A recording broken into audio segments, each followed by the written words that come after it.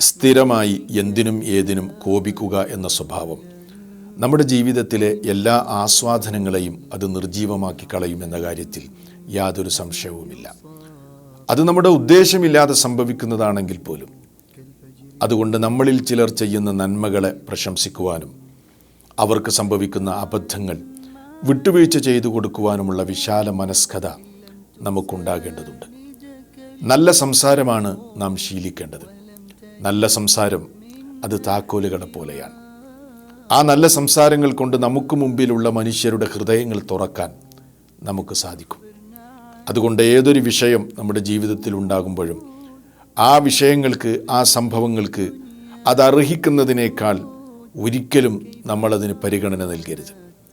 അതർഹിക്കുന്നതിനേക്കാൾ അതിനെ ഊതി വീർപ്പിക്കുന്ന സ്വഭാവവും നമ്മുടെ ജീവിതത്തിൽ ഉണ്ടാകരുത്.